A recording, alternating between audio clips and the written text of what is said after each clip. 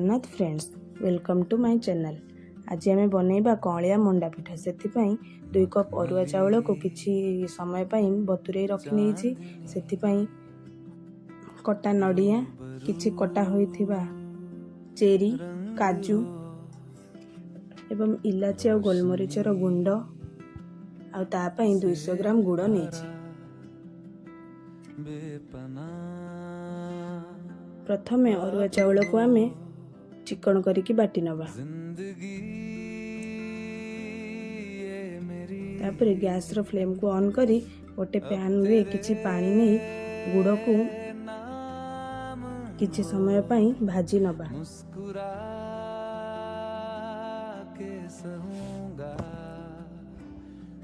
मु एथि गुड़ नहीं आपण चाहिए चीनी भी नहीं पारिबे। तापरे आमे नडिया को गुड़ मेल्ट हो आसला परे सेथिरे नहीं नबा।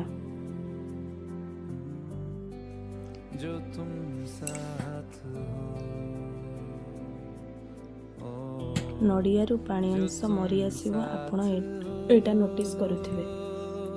नडिया रु पानी अंश देखंतु मरी आसलानी। एबे एथिरे आमे ऐड करिबा कटा चेरी, कटा काजू,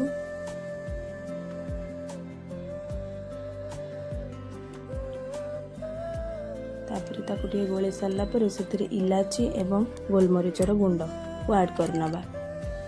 ताकु किछि समय पई भाजी नबा। ए सब को किछि समय पई भाजी नेला परे गोटे जगह रे काढी नै कि साइड करके रखि नबा।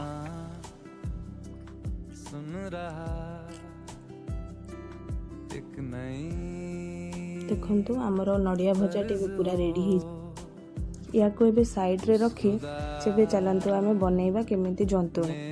जंतुणी पई मु एथिरे 2 कप चाउल नैथिली। सेति पई 4 कप पानी, किछि लूण एवं चीनी को नै जाइछि आ किछि इलाची रो गुंड।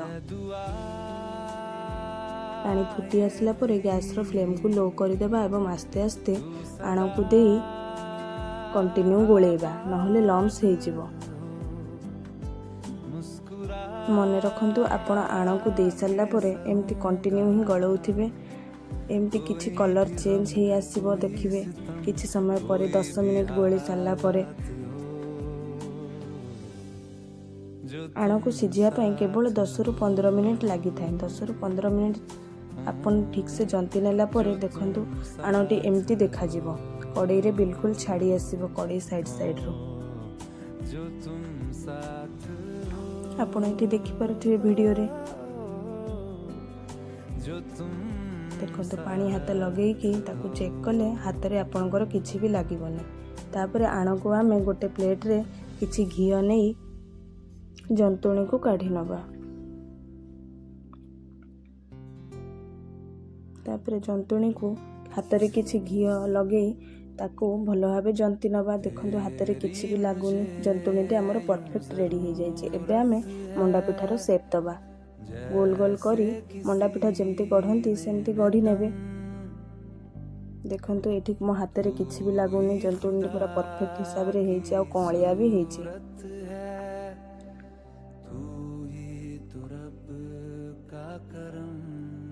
मंडा पिठा को एबे गोटे चम्मच पूरा नै मु बढ़िया मंडा पिठार शेप दे दोछि।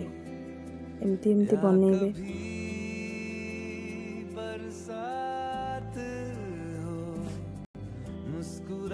आपण आपनको हिसाब रे शेप भी दे परिबे। एठी मु गोलिया शेप करिछि।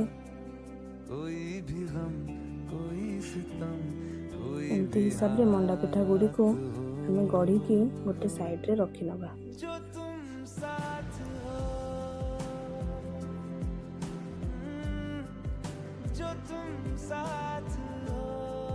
आपण जदि ठीक हिसाब रे करिवे ताहा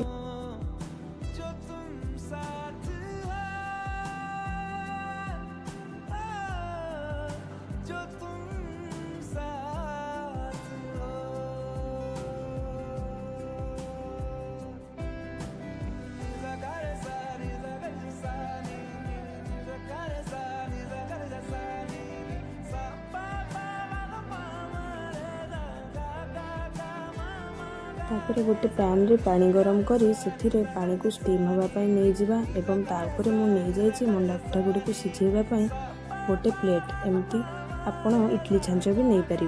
तापर मंडा पिठा गुड़ी को ऊपर रखी नवा 8 ରୁ 10 मिनिट या सिझेबा पाई आमे छाड़िबा। एमती नहीं सारला परे या ऊपर गोटे कवर को घोड़े नहीं ताकू 8 ରୁ 10 मिनिट पाई छाड़ी दबा। तापर कवर खोलिकी देखिबा। देखंतु मंडा पिठा गुड़ी को पूरा परफेक्ट रेडी हो जाइछि। तापर गोटे जगह को एमती काढ़ी नेबे।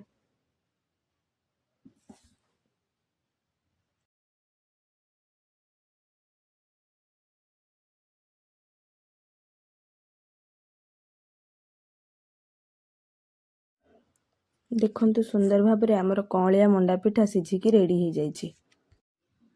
Thank you. जदि आपण मानकु रेसिपीटी भल लागिला ताहले भिडियोटी को लाइक शेयर एंड सब्सक्राइब करंतु।